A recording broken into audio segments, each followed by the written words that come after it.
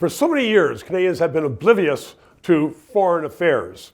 We're Canada. We're protected by the States. Now, NATO needs to be strengthened. We know there are Chinese and Russian forces in our territory in the Arctic. Patrice Dutil is a professor and knows history and politics. And he joins me right now because I want to put the question to you. We're coming into an election, whether it's in 2 months or 8 months.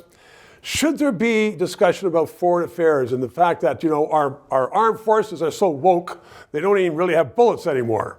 Absolutely. It's absolutely essential that we talk about our foreign policy. In 2015, there was a debate of leaders on foreign policy. We need to bring that back. Foreign policy is challenged in Canada as never before. Well, let's say since the war.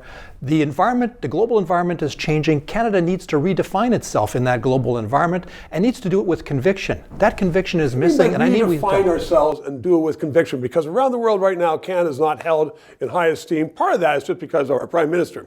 And if you watch Australian news, European news, they say he's a fool. But it's deeper than that. It's deeper than that. We've lost the traction over the last 25 years. We've lost traction with our interlocutors, with the European community, with Africa. There's a new campaign to rebuild relations with Africa. We're under threat with the United States, with an incoming president saying a lot of mean things about Canada, reviving the old ambition of absorbing Canada. We need to have a better sense of where we stand, of what's important to us, and can we really.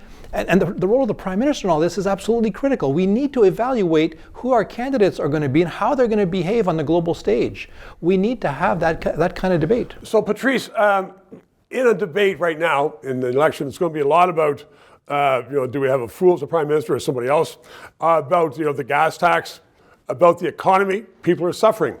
So, to add that onto it, let's narrow it down. Should it be then perhaps whether we need to have a better funded armed forces, whether we need to support NATO to support our allies around the world? What are you going to do to organize Canada in the face of American opinion? What are you going to do about Canada in the north, in the Arctic? And I know a lot of people don't care, but it is important. What are you going to do with the engagement with Europe? Are you going to keep building the European trade agreement, the agreement we have for free trade? What are you going to do about China? China that is encroaching on our borders in the Arctic. What are you going to do about all these things? I want to know what our leaders are thinking, and part of my vote will definitely be in response to that. It's always been important in our history. A lot of decisions have been made. Canadians have always had a great respect for our armed forces.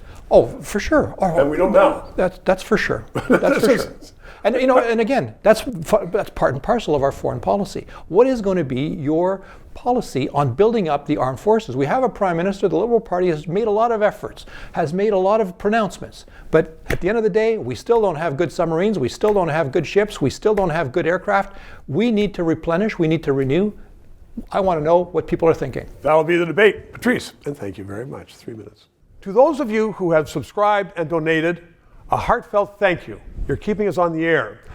If you're watching and you haven't, please try to do so, because 4 years ago, we started this show because there needed to be independent analysis. Now more than ever, with the Online Harms Act. Once that gets into law, it's been passed once by the House, there are going to be hundreds of bureaucrats censoring the news in Canada, censoring this show. We need to keep it on the air.